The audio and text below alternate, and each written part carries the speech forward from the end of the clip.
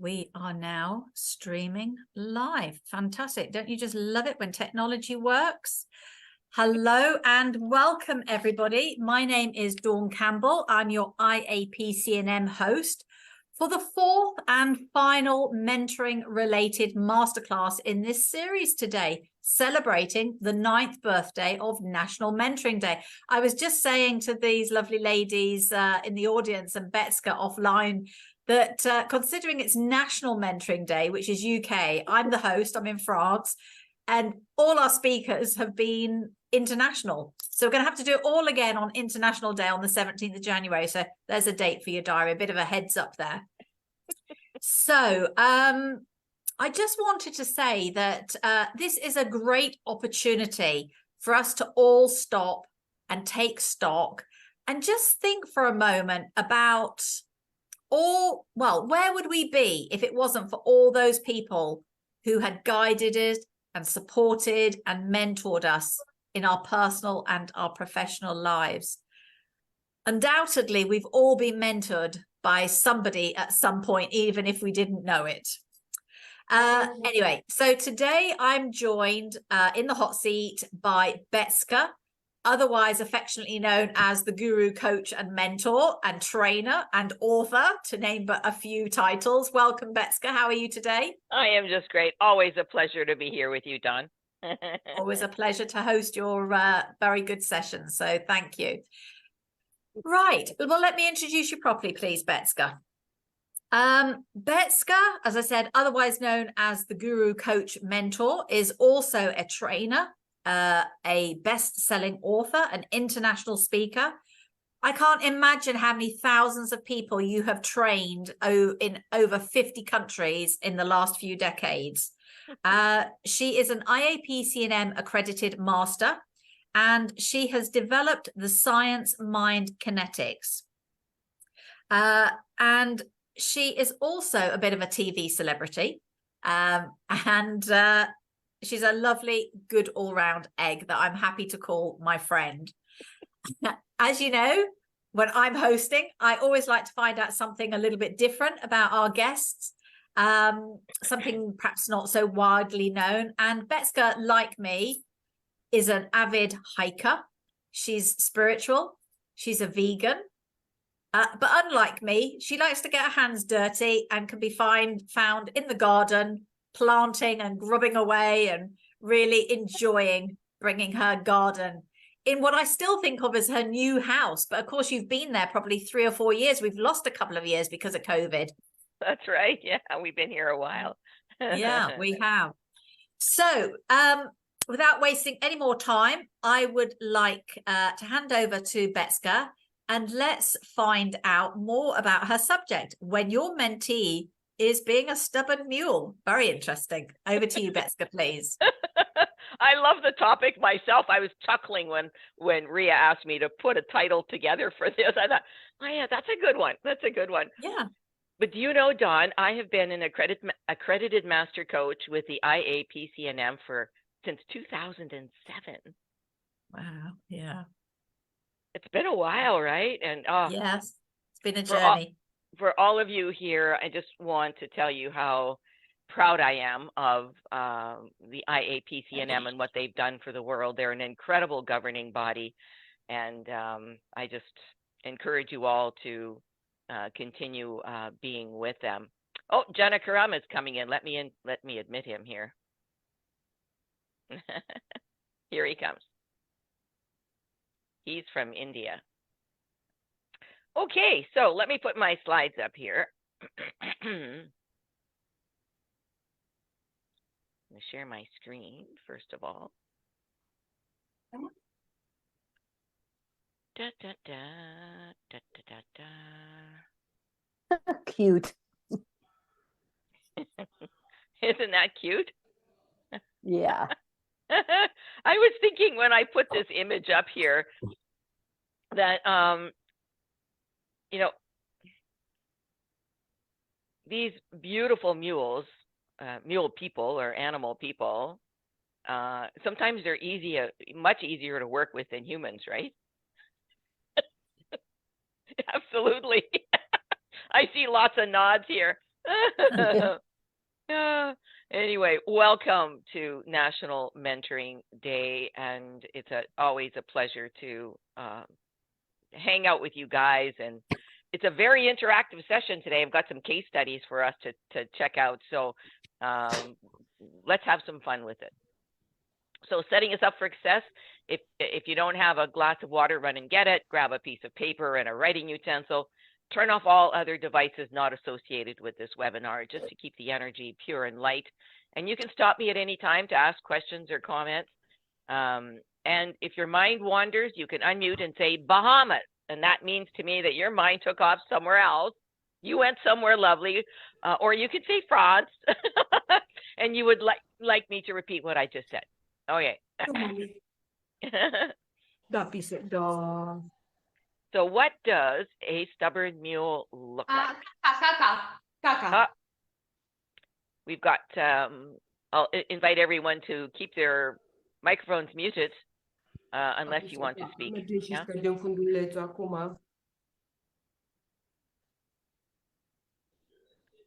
Yeah, I'm just trying to fix that for you. You continue. Okay. And we'll Thank sort this you. out.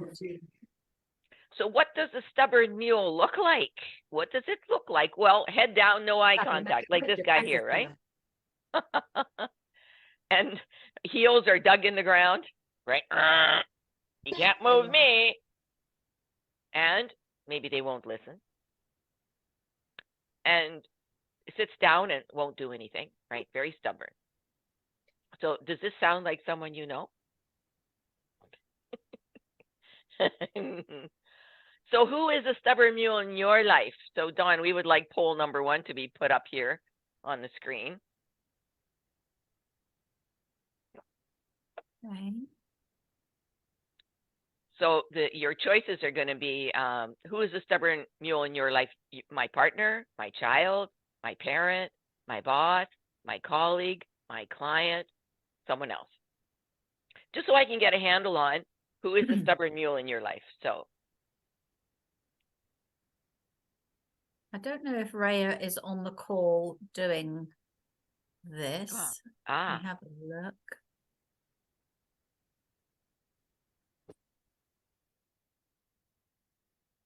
So for now, just use the chat box. Please put your number in the chat box. Okay. So we want to, before we go any further, I'd like to know who your stubborn mule is. So yeah, let's take a look in the chat box. Mm-hmm.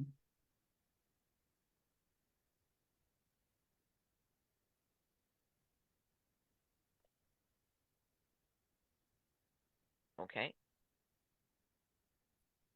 Thank you, Laurie.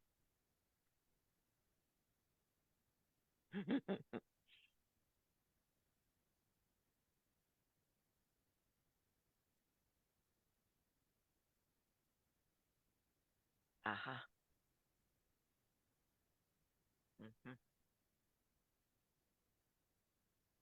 So we have a lot of partners and boyfriends, right? And child.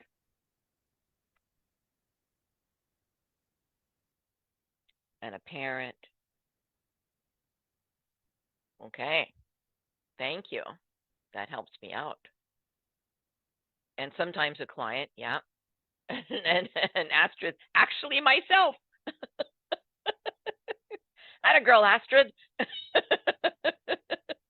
Very honest. Very honest, yes. And definitely a client, yes. I have 2 clients right now that would be considered stubborn mules. And so, you know, you keep looking at them and you think, gosh, you know, what's going on there? And actually, I was delighted that I got the invitation from IAPC&M to speak here today, because it made me look at my interaction with my clients and what's going on, right? And how might I be the stubborn mule here, right? So the mirror started to show itself. So I was very, very grateful to see that. Okay, cool. Thank you. And so what are the challenges with your stubborn mule? Is it money? They can't easily show love or respect. They aren't committed to themselves and others, different values. They're a bully.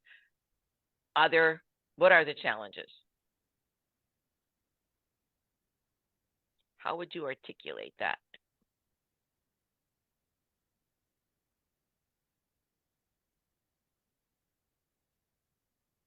I was a bit quick there, wasn't I? Hit that 5.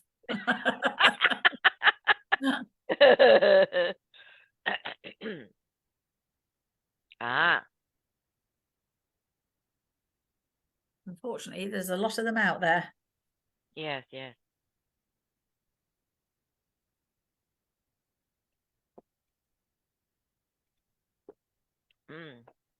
Okay. Look at that. Lots of bully stuff, right? And some money. Yeah. 2 monies. Okay. And must be different values. Good point, right? Susan, yeah.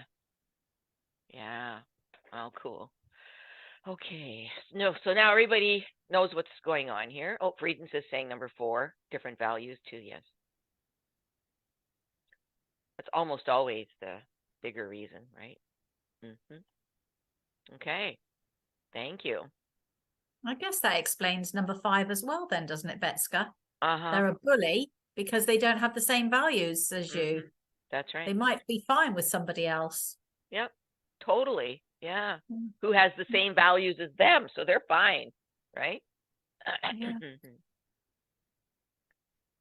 In comes Mario. Okay. I just admitted Mario here. So how lovely this would be that we have a situation where we take care of each other and we trust each other. We hold each other to noble, high standards. We show kindness towards each other. We don't judge each other. We are 100% committed to each other's peace and happiness, and we show gratitude. How lovely that would be, don't you think? Yeah. Welcome, Mary. Yes. So what we're discussing today is we're going to have some stubborn mule case studies. We'll have some proactive communication tools, preparing ourselves for any communication challenge, how to create permanent positive competency change for self and others, and identifying fears, roadblocks, and blind spots, introducing some PCMK lasers, methodologies to repair stubborn mules. So let's see how quickly we can get through, how effectively we can get through this material. Mary, if you could type in the chat box where you're from, I'd love to know where you're from.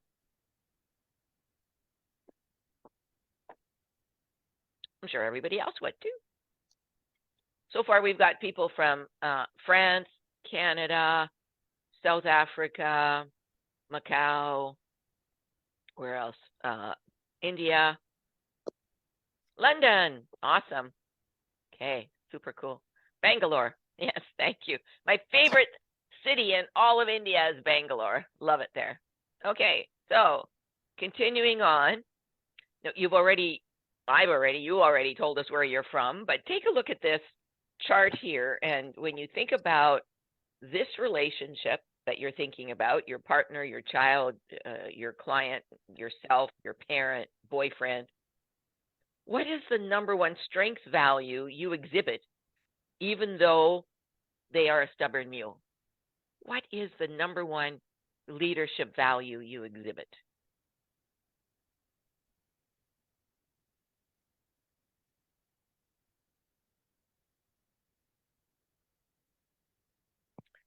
Ah, thank you, Susan. Yeah, type it in the chat box. Let's see all these wonderful values that you're exhibiting. Love, patience, caring, humility. Lovely. Very nice. And mine is love. Freedom from Dawn. Cool. Very nice. Thank you. Feels good to acknowledge, even though we have these stubborn mules in our lives, that we have a strength that we are offering to them. Yeah? So cool. Freedom. Wow. That's a good one. I like that. So communication vehicles for growth, I'm sure you all know these, but I just want to make sure we're clear before we get into the case studies. The difference between training, coaching, mentoring, and therapy. What's the difference? So training module, training is what, we're kind of doing here today in a webinar. We're sharing information. It could be on specific skill sets. Mentoring is about giving advice. It's about telling, being directive, and we call that pushing. And coaching is one-on-one or groups. The coaches are the architects. They ask a lot of questions with the intention that the coachee develops their own solutions to a challenge goal for forward movement. And yes, we can mentor. So coaching is more asking, non-directive, more of a pull type of a formula, right? So there's a difference between mentoring and coaching. And most of us blend mentoring and coaching, and some of us are also trainers, yeah? And therapy, the therapists are the archaeologists. They do a lot of digging into the past. So let's remember the definitions of these communication vehicles for growth as we go into some case studies. Michaela, freedom and love. Cool. Thank you, Laurie. So stubborn mule case study number 1. They won't talk to me. So you may have a husband, a wife, a child, a sister, a brother, a friend, a client, or whomever. They won't talk to you. They have cut you out of their life. I have a sister who did that to me, a blood sister. Initially, it can be quite painful. Yeah. So why is this happening? This is poll number 2. The person has huge judgments to get rid of. They judge me and others a lot. That's why they won't talk to us. Huge judgments. Some of you may have had clients where things were going really well, and then they take off and you never hear from them again and they don't want to talk to you. Yeah? So it can be a family member, sister, brother, friend, client, whatever. So they judge me and others a lot. Number 2, maybe it's happening because that person has low self-esteem and self-confidence. Yeah, it's possible.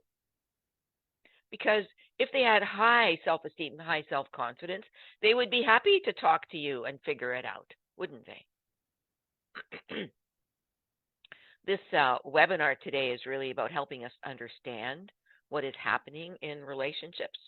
I don't have all the answers, but I've been through a lot in all these years of people who are stubborn mules. And so we learn a lot. Maybe there's a karmic retribution happening. Maybe they're paying me back. So maybe in a past life, we weren't very nice to them. And it's come back this lifetime for you to pay that karma back.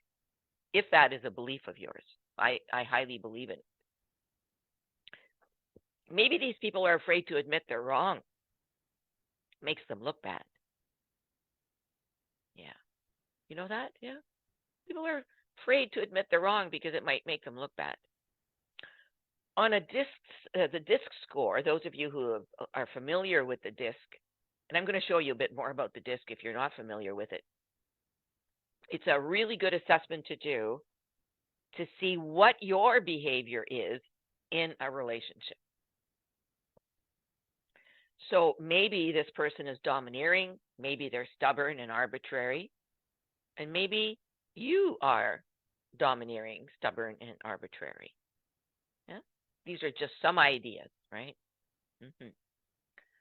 Maybe this person is going through menopause, whether they're a male or a female, right? So emotions, hormones are all over the place. That can happen, right? Maybe there are some addictions happening here.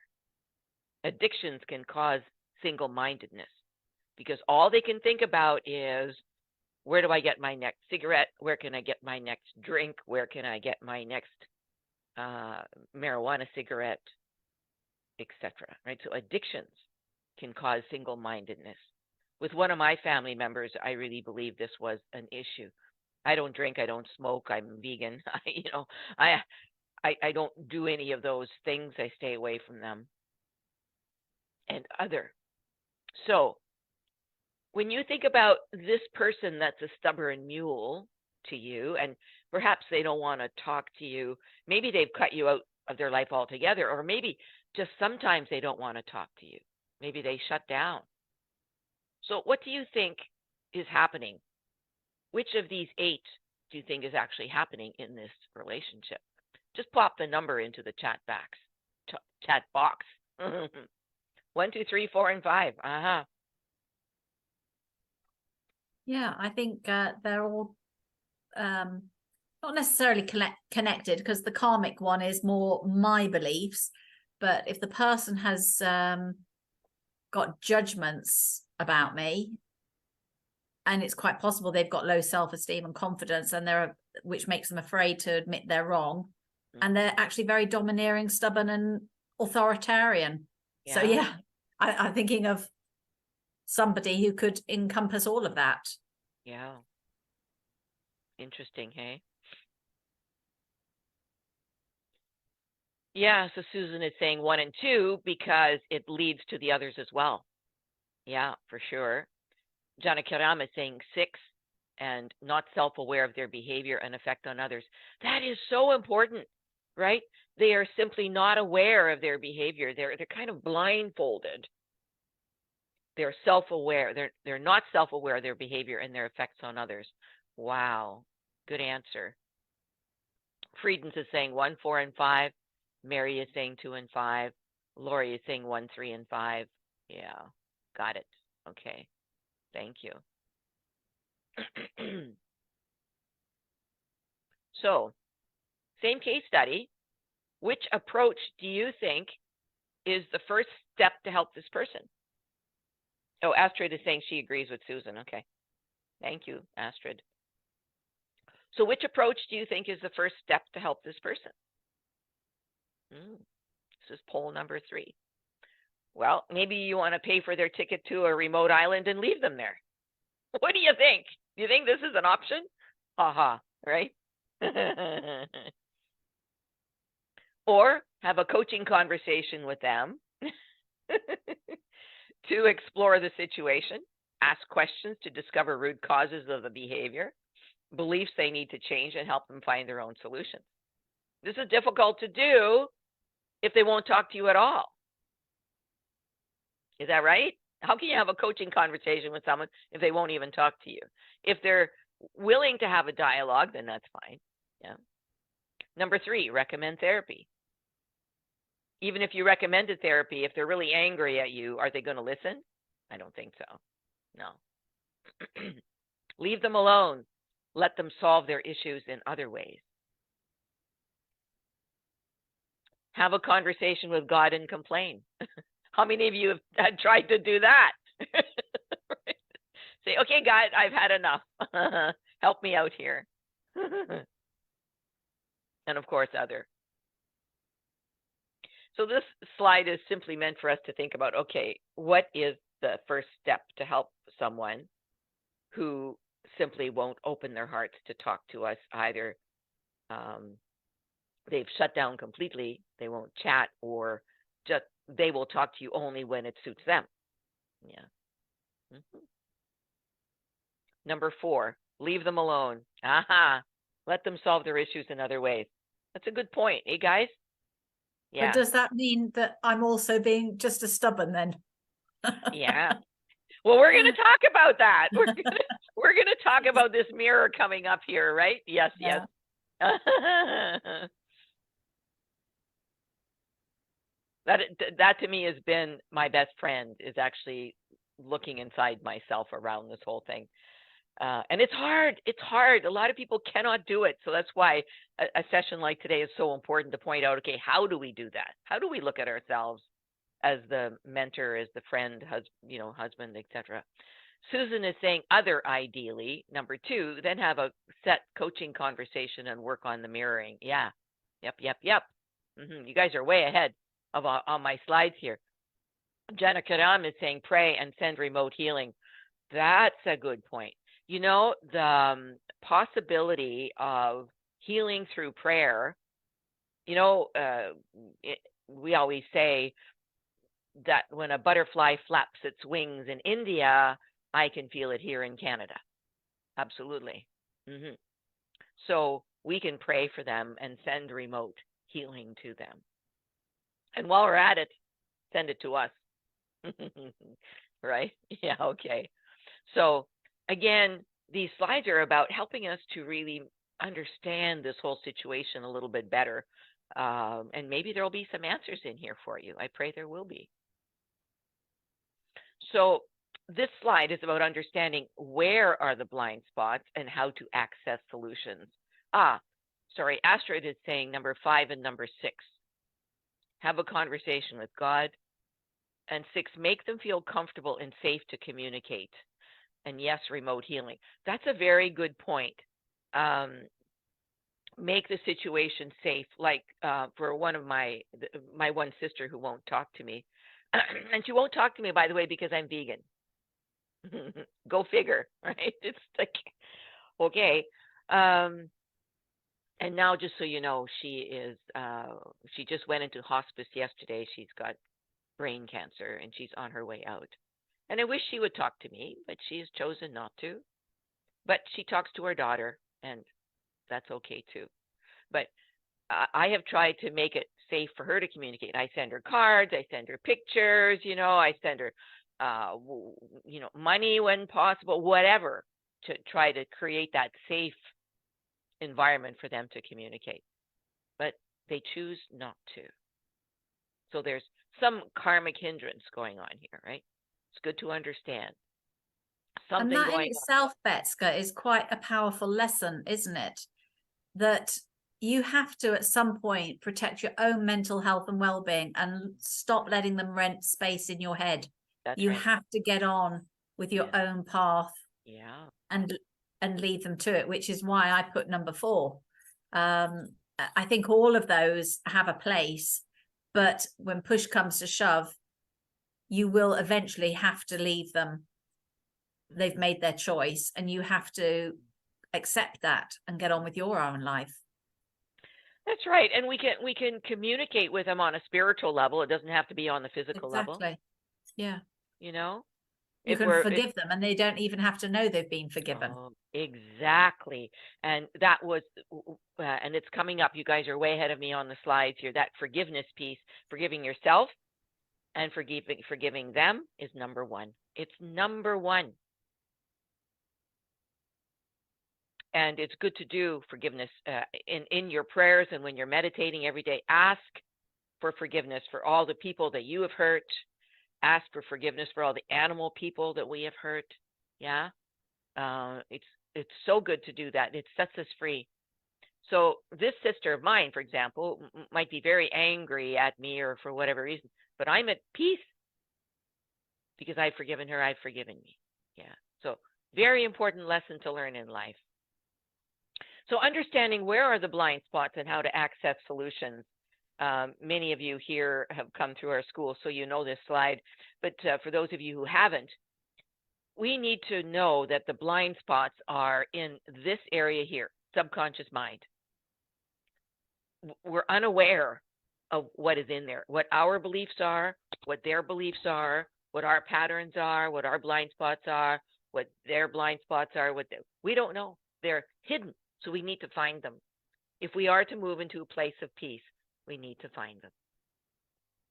Yeah. And then the left brain, right, is our analytical brain. The right brain is our brain, our relationship brain, our connection to spirit. It's our innovative brain, our relationship brain, etc. Subconscious, I just explained, where our positive and negative beliefs, patterns, and blind spots are stored. And the superconscious, we must go there. In a situation where we have a stubborn mule, we need to go into that superconscious for solutions. That's our God self, our highest creative centers, our genius. And I'm going to leave you with some tools to help you get there. So the subconscious mind processes some 20 million environmental stimuli per second. The conscious mind processes 40 environmental stimuli. Remember, this is a recording device. This wisdom eye, the pineal gland, is a recording device. So it records everything. And that's why, as a mind kinetics coach and a mentor, I can help a client go back into their memory bank, actually into the electromagnetic field of the receptors of their cells, and we can find the exact age of when a pattern began, a negative pattern began, and a positive one. I worked with a client yesterday who was having some serious issues, and I took him in, and the root cause age was the age of 6 and then 31, and he was blown away when we had a discussion about, you know, what is sitting in that subconscious mind that we were not aware of, that is a pattern, that is a belief that we continue on.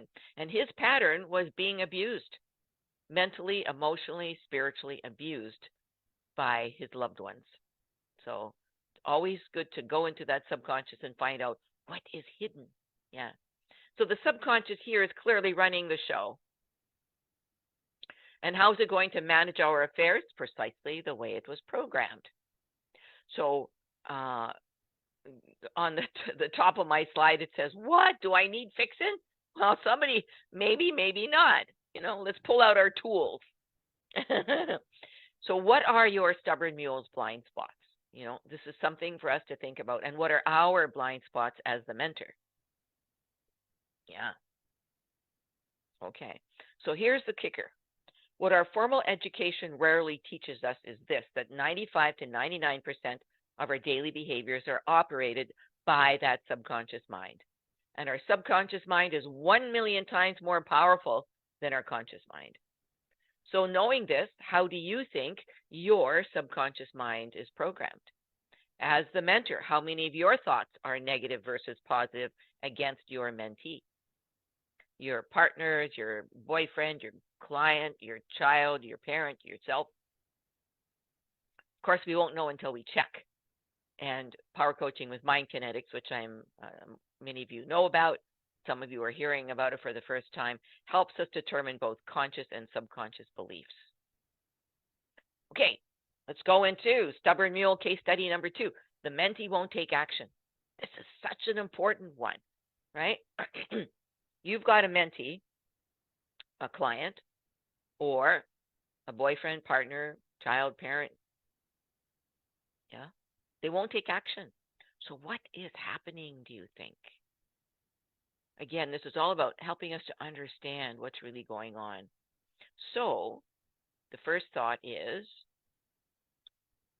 maybe they have a high level of negative beliefs in the subconscious they aren't aware of, such as the mentee is in the subconscious is believing, I can't trust myself.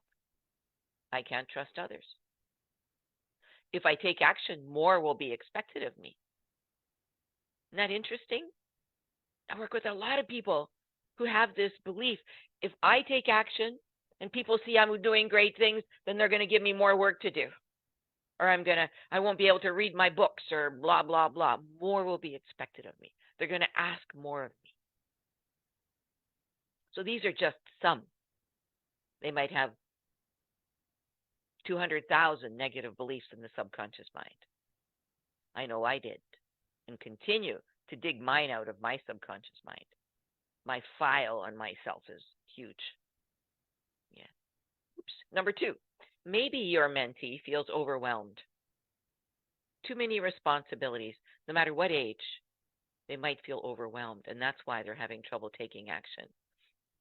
I've got some coaching clients, coaching mentoring clients, who they create an action plan, but then don't do it. They don't take action on the action plan. So some of you may have heard this phrase, love in action. Well, when someone takes action on a good plan, then there's love there. Love for self, love for others, right? So maybe part of the high level of negative beliefs in number 1 is they're having trouble loving themselves and loving others. Yeah. But number 2 is also very important. No matter what age, they're feeling overwhelmed, too many responsibilities. And, when they're, 85, 90, 95, 100, then, we can say to them, okay, you've had a good life and maybe it's okay that you're overwhelmed. Sometimes they can only handle 1 or 2 things at a time. They can't handle a big action plan or to take action on anything. Maybe they've got some fears, conscious or subconscious, that override the logical approach to action. Isn't that fascinating? They have fears that override. I mean, you have an action plan, and they're simple steps. Why can't they take them? So some fears have gotten in there that are overriding that logical approach to action. So what they would rather do is go and sit on the couch and watch mindless TV. Or maybe they're afraid to make a mistake. Inability to focus well. You know, I'm finding this focus issue to be huge with many of my clients, and a lot of the young people, the teenagers in their 20s, early 30s, mid-30s onward seem to be okay. But that maybe it's because we want everything in 5 minutes. We're on TikTok or we're on YouTube for 5 or 10 minutes. We want fast information, right? And so maybe that's causing us problems to focus, because if you have to take action, you have to focus on it, don't you? Number six, maybe their DISC score renders them suspicious, pessimistic, arbitrary, rebellious. Yeah. Other? So think about poor diet. Oh, yes. Thank you, Dawn. Yes. A compromised spleen leads to poor focus. Oh, I forgot about that. You are right. Yeah. So the spleen needs to be. I have a friend from a long time ago who had her spleen removed. So does that mean she would have trouble focusing, Dawn, do you think? It's one of those organs like the appendix that shouldn't really be taken out. Everything is there for a purpose. Yeah. So yeah, quite possibly. But I do know some practitioners work with youngsters on energizing the spleen to improve focus. So eating warming, stimulating foods and staying off cold foods. Wow, that is so fascinating. Everybody hear that? Thank you for that wisdom. That's fabulous. I love it. So if you've got, if there's a mentee that you have that simply won't act, why do you think this is happening? And you can, oops, where did I go here?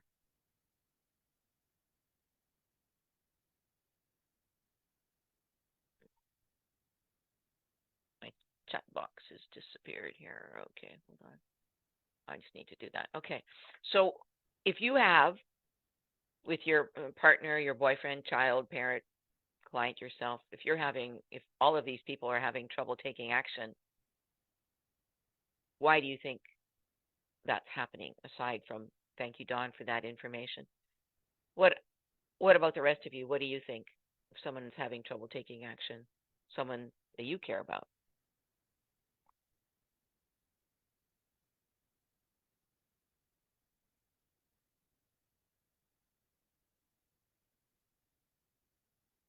Six and seven. Susan, 1, 2, and 3, and in this time, burnout is epidemic. So that would, yeah, got it, yeah. Mary, 1, 2, 3, and 4. Thank you.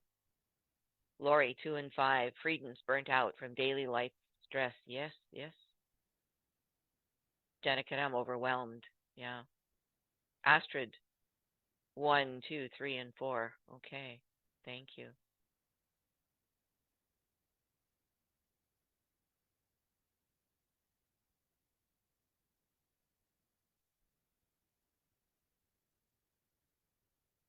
Lori, I think you're trying to send me a direct message, but I can't seem to pop it up. Sorry. Yeah. Okay, moving ahead here.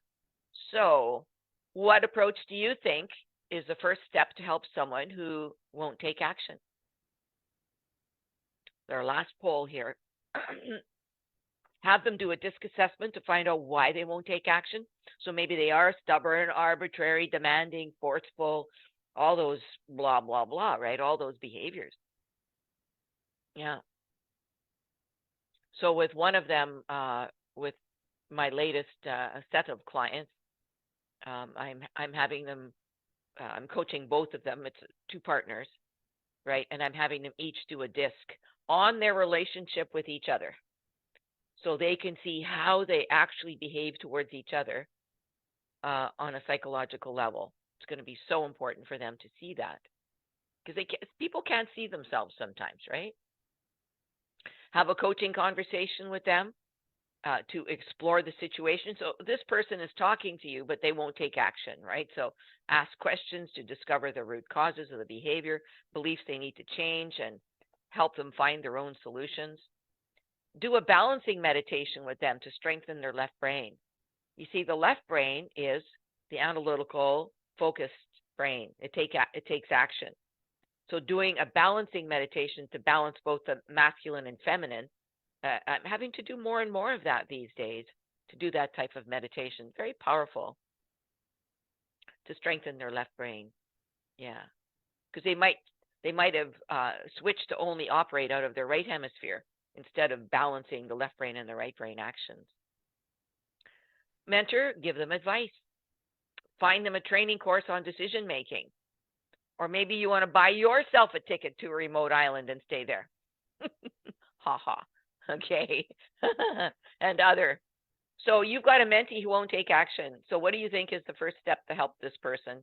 And yes, you can have multiple answers. Let's teach each other here. They won't take action, so what are you going to do?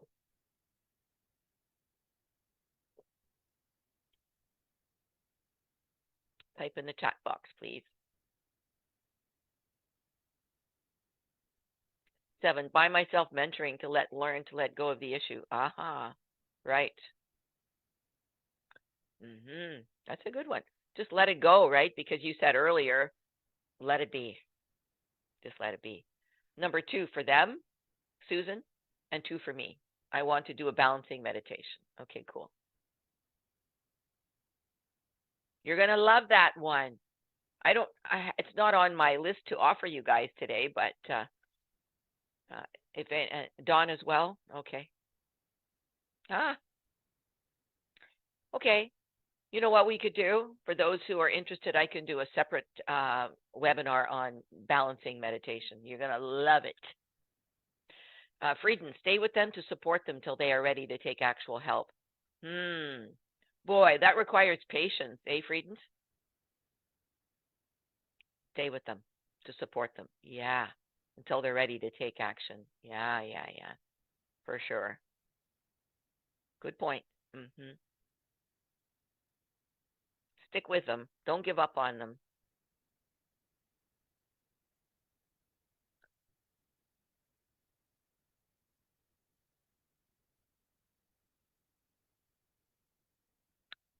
How about the rest of you? Give you 30 seconds here to answer. 10 seconds. Mentee won't take action. What are you going to do? What's the best approach? Not sure. Okay. Yeah. That balancing one is really cool. All right, let's continue on here. Oh, Dawn is saying, ask them what they want from me. Yes. That's a good one, actually, isn't it? Let's add that to the list. Ask them what they want from me. As the mentor, what do they need from me? Yeah. Jenna Karam, accept them as they are without reacting. Oh, okay. So that requires patience too, doesn't it, Jenna Karam? Yeah.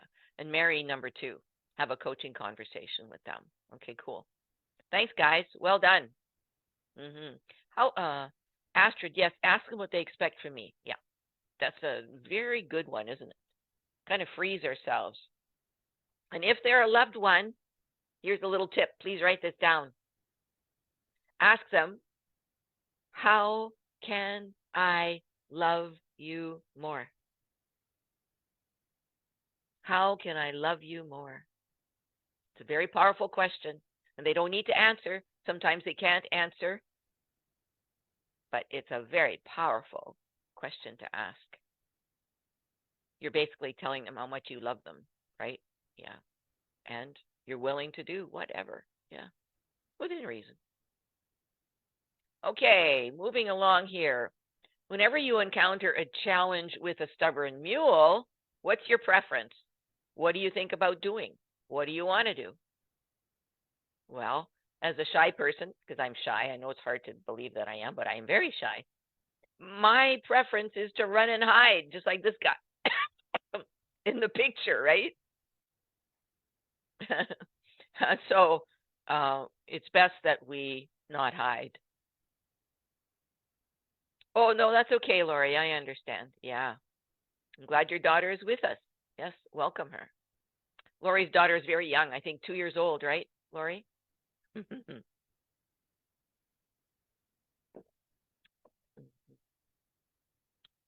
Okay. So best not to run and hide. Some powerful solutions. Let's look at these. We want to embrace the CLI learning concept. No one is to blame. Oh, yeah, 1 year and 4 months. Yeah, sorry, Lori. I thought she was 2 already. So cute. Okay, so the CLI learning concept, no one is to blame. Instead, what are we learning in challenging situations? I'm going to put that up on the board in a moment. We want to believe in them. Yes, but what if they are an idiot? Because we might be thinking that.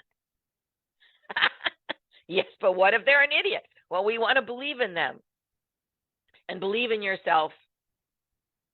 I, Astrid, I, Lori, I, Mary, I, Dawn, I, Susan, I, Jennifer, etc. I believe in my heart that I have valuable skills and knowledge, and therefore I am a great mentor. You see, sometimes when things aren't flowing in the relationship, maybe it's our beliefs that we need to change. Make sense? Yeah. And by the way, these slides, John, we're going to make these slides available to everyone, right? Yeah, okay. So we want to believe in our hearts that we have valuable skills and knowledge, and therefore I'm a great mentor, and that they're willing to receive them. Again, in some situations, they might pass and never want to accept your love. And we don't know what that situation is all about. All we can do is send them healing love. Yeah. But for the most part, we can. We can change something if we want to. We want to remove our own fears about leading, acquire positive beliefs about self and others, and remove our own blind spots. Help others overcome their own fears. So once we remove our own fears, or as we are removing our own fears in a mentor or mentee situation, once we address our own fears, and there are going to be lots for the most part in many people, then we can help others overcome their own fears, blind spots, and negative beliefs. So it starts with us, doesn't it? So let's take a look at that learning concept. Here at CLI, we don't believe there's such a thing as a problem employee, a problem boss, a problem child, a problem partner, a problem parent, etc. No, cancel. Yeah, we want to accept that there's a learning going on here. And through the law of attraction, which is a universal law, we have attracted that person into our lives to learn something. So what are we learning? No blame, no judgment, just what is everyone learning? A very important thing. So instead of being a problem person, they are a learning person.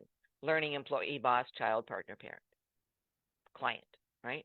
So learning concept is very important for us to embrace. No blame, no judgment. What is everyone learning? So in this relationship, you are focused on what could you be learning? What could the mentee be learning? Do this quickly. I'm looking at I've got a few slides to go, so help me out here. What could you be learning? What could the mentee be learning?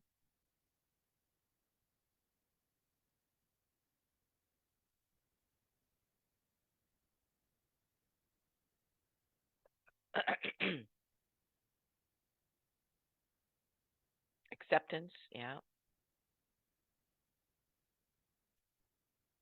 Friendliness, peacefulness, self-love, yeah. Humility. Hmm.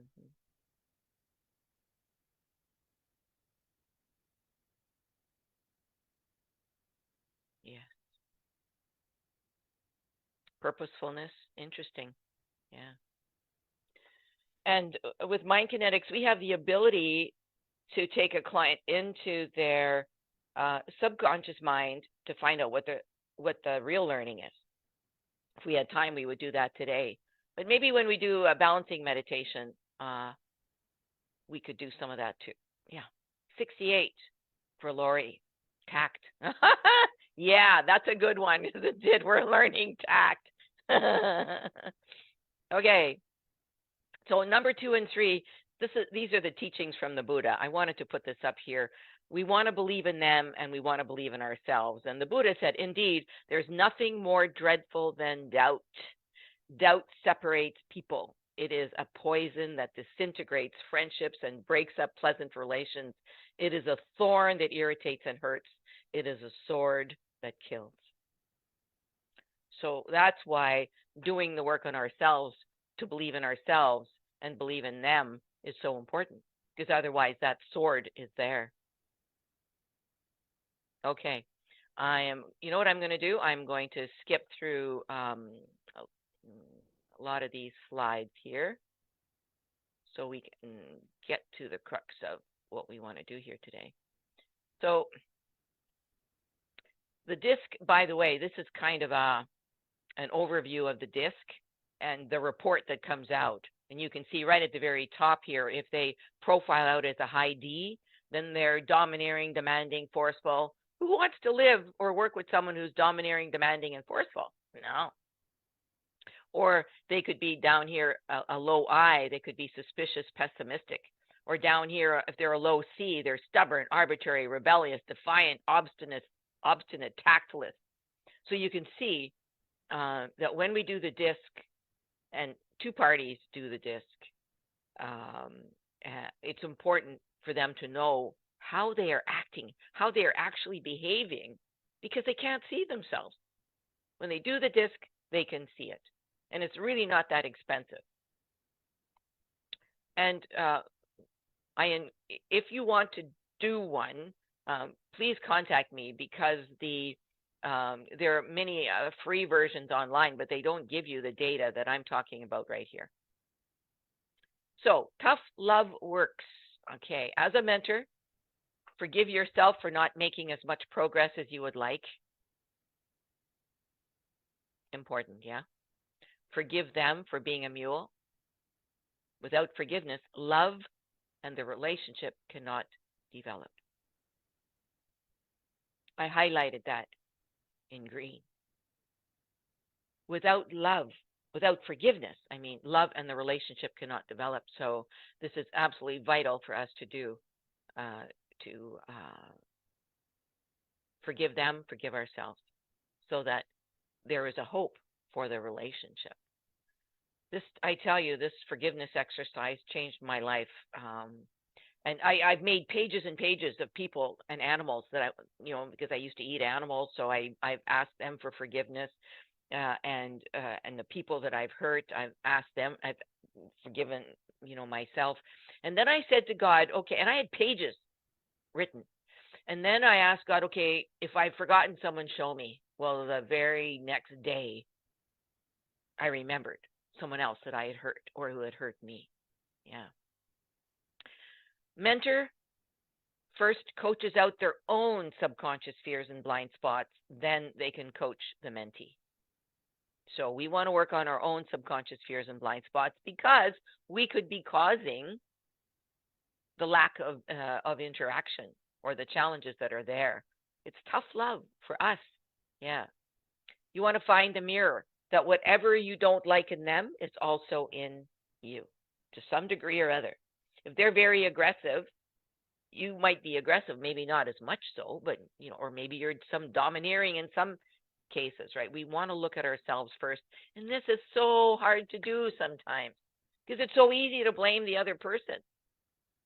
And then we also want to look at the other side of the mirror, that whatever we love in that person is also in us, and celebrate it, really celebrate it. As the mentor, find your DISC score and conduct PCMK lasers, which I'm about to share with you.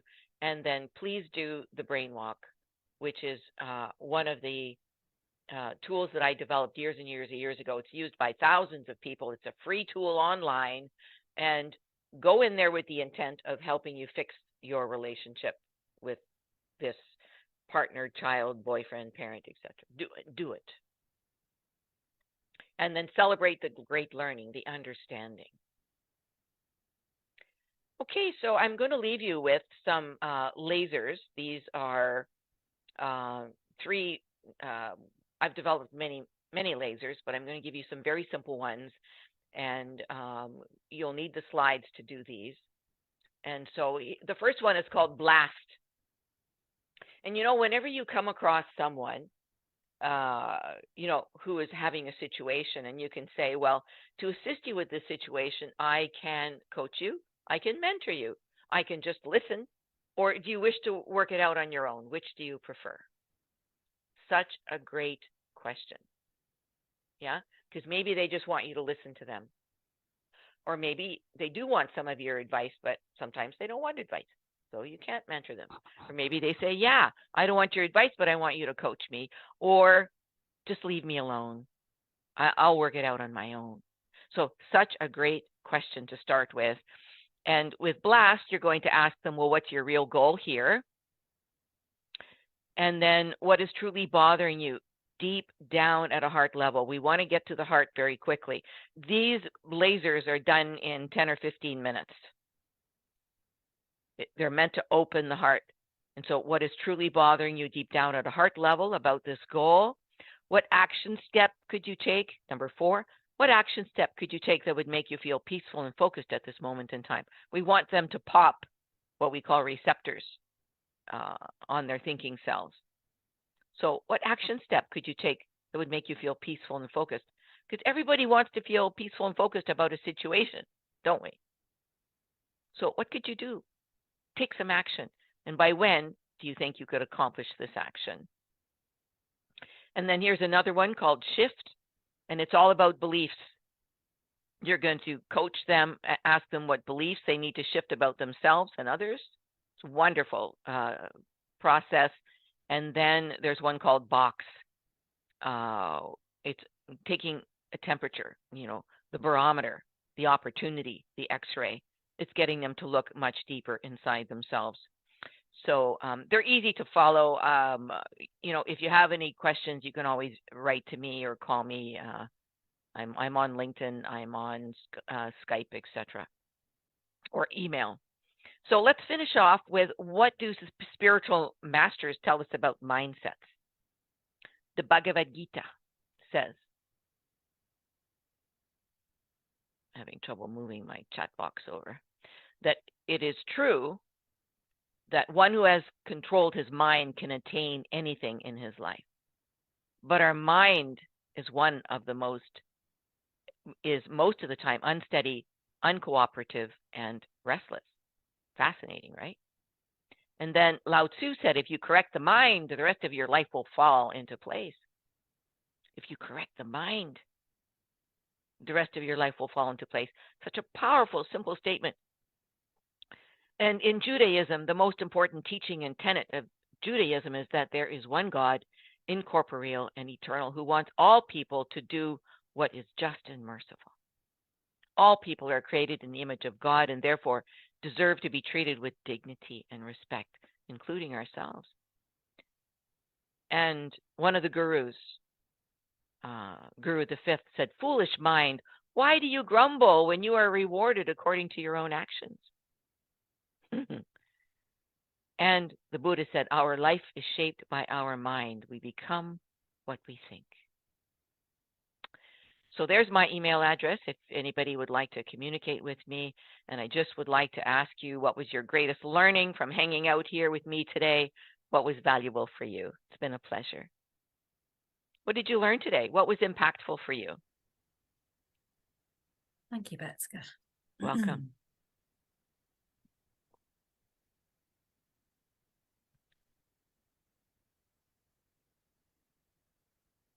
Covered a lot in a very few minutes here. Yeah.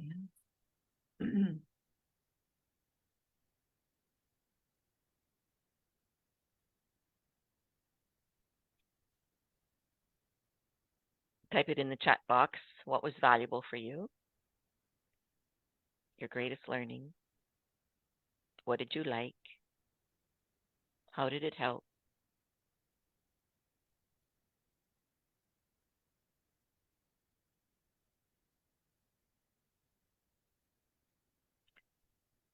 Susan, reminder of the power of self-forgiveness, forgiveness of others. Again, power of beliefs, yes. That forgiveness piece is huge. Dawn, celebrate the wins and remember the situation. Other person is a mirror. Oh, yes. Freedoms to learn how to forgive. Yeah. Danica, have confidence and abilities to solve issues. Forgiveness, non-judgmental. Yeah. And Lori, a difficult person may be my best teacher, my mirror, my best friend. Awesome. Thank you, guys. Oh, one more coming out. Forgiveness all around. Yes, yes, yes. Totally cool. All right. I'm going to stop sharing my screen and thank you, Betska. You managed that timing beautifully. I know there were a couple of slides that you had to whiz through, so we will share them on the blog with the recording, probably next week or the week after at the latest. It's all being scheduled with my virtual assistant. What a pleasure to spend this hour with you. Yeah, we're all on a very similar path. We're all, you know, we come to these sessions because we recognize there's a certain amount of self-awareness. We recognize the mirrors. We want to do better. So the intention is there. Doesn't matter how many times we slip up. We celebrate the little wins. Somebody on one of the earlier calls said, you know, to be a mentor takes courage to be honest with ourselves, courage to be honest with other people. And I think that's one of the things that has come out of today, and to remember to celebrate. You know, there's a lot of good in ourselves and others, and not to focus on the negativity. It's so easy, especially when the world's so crazy at the moment, to focus on the negativity, and it's kind of like a spiral. If you don't catch yourself, you can end up being quite low. And likewise, we have the choice. We can pull ourselves up as well through spirit, meditation, community, like we've just been a lovely little community with Betska today. So thank you everybody for sharing and holding this space. Thank you, Betska, for leading us, mentoring us, I should say. I don't think any of us were stubborn. And, no. And wherever you are in the world, because I know it's a very mixed community, despite it being National Mentoring Day. As I said, it's very funny to me as the host today that, you know, nearly everybody is from abroad. Whatever time it is for you, enjoy the rest of your day. Stay safe, stay sane, and keep supporting each other. Thank you so much, Dawn. Thanks, guys, for being here with me today. I love you. Mwah. Thank Enjoy you. your weekend. Thank you. Bye-bye now. Bye.